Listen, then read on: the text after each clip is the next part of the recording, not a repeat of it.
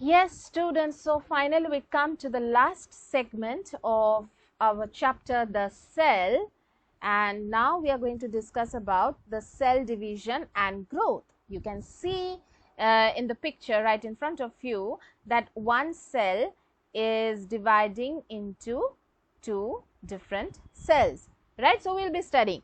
So let's focus on page 30. What's written there? Once a cell is formed, it starts ingesting and digesting food, making the cell grow in size. So, once cell is formed, so this cell will do what? Will take in food and then will digest the food, and thus it will grow bigger in size, right?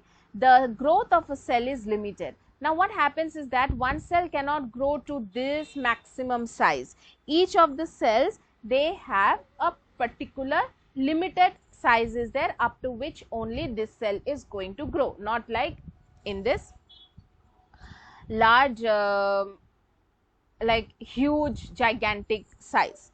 Okay, after reaching a certain size, it divides and forms new cells. So you can see in this picture also, let's see it here. Let's see, it has reached a certain stage and now size, and now it's getting divided, okay, to form new cells. The new cells formed in this manner are called as daughter cells. So cell reaches a definite size, and after that it gets divided into two different cells, two new cells, and thus these are called the daughter cells. And in this way actually cell division takes place. Okay, next what it's written. During cell division, the nucleus and the genetic material inside it duplicates first. Let's see. Okay, see. So this is the cell, and in the cell, I told you this one, right? This one, this picture, let's see.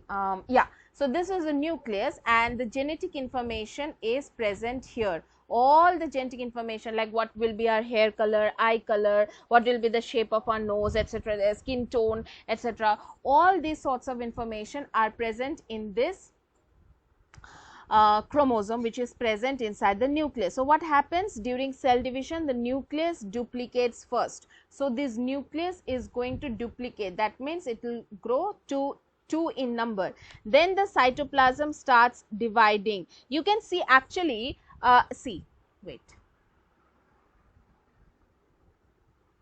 Yeah. So this duplicates. It has become 1 and this one 2. And then the cytoplasm gets divided. See again. Nucleus gets divided into 2 and then the cytoplasm getting divided. Then the daughter cells so formed are identical sorry, so formed are identical to each other and also to the parent cell. So these daughter cells, this, wait, let me erase it. See, nucleus, first and foremost, the nucleus is getting getting duplicated, and then the cytoplasm is getting divided, and thus two daughter cells are formed. So what is happening is that these two daughter cells are just similar to this parent cell, okay, and have equal quantities of genetic material. Whatever material was there in the mother cell, so it is present in the daughter cells also. Therefore, this kind of division is called mitosis. This kind of division is called mitosis or equational division. That is, equal number of genetic information is present in both the daughter cells. Let's see this picture. Differences between mitosis and meiosis. Mitosis, you see, one big cell, it has got divided into 2. So you see here also 1, 2, 3, 4. 1, 2, 3, 4, 1, 2, 3, 4, 1, 2, 3, 4. So this is actually a bit of a complex topic, but as of now, remember it in this way. So you can see that after cell division, two daughter cells have been formed and each of them have the equal number of genetic material. So this is called as mitosis, which is also called as equational division, equal number. Understood?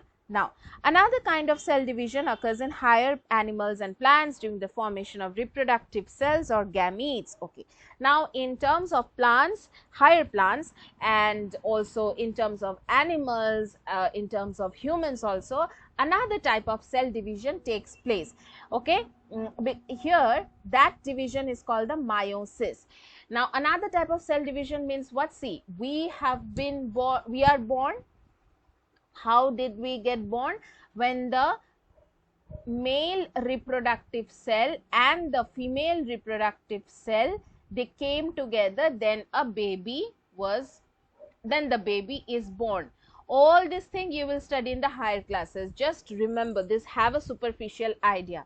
So the male reproductive cells and the female reproductive cells, they will come together, will fuse together and will thus give birth to a baby. Okay, so what is happening here is that formation that is called the gametes. In this division, genetic material is divided. Consequently, the daughter cells have half the amount of genetic material. Okay, this is complex a bit in your book, so let me tell you. So in terms of meiosis, what is going to happen is that, see, the male reproductive, just a second, the male person will have these 2 chromosomes. Okay, the female will also have 2 chromosomes. Understood? So what is going to happen in terms of meiosis is that the male will donate 1 chromosome and the female will donate 1 chromosome, and thus the baby will have 2 chromosomes. Okay, now what has happened here? I think I shall erase all ink. See, I'll tell you. Remember, we humans, let me take the example of humans, we have like this pairs of chromosomes. Okay, so we have total 23 pairs. Pairs means what? Pairs means what? It's like 2 in numbers. So 23 into 2 is how many total? 46 chromosome. Ignore this, not required for you to remember also. Just as of class 6, you remember this thing that, okay, fine, we have 2 chromosomes. Each of the human, they have 2 chromosomes in this way.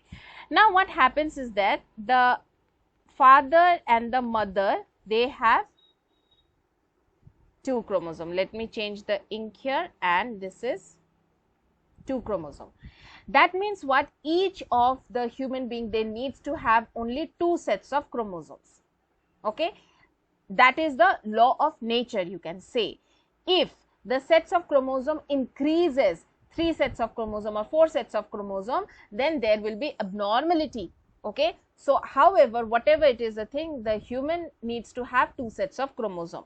So then what will happen is that the baby will get 1 set of chromosome from the mother and 1 set of chromosome from the father. So as a result, the baby is going to have again 2 sets of chromosome, but it is not like from father also 2 set he or she has got, and from the mother also he or she has got 2 sets. Then it will be like 4 sets of chromosomes will be there, which is against the law of nature. This is not equational division. This is what? This is reductional division. You can see that here there were 2 in number, but here in the baby only 1 has come. It has got reduced. Here there were, just a second, 2 in number, but here only 1 has come in the baby. So the number has reduced. So we can say that this type of cell division is called as meiosis.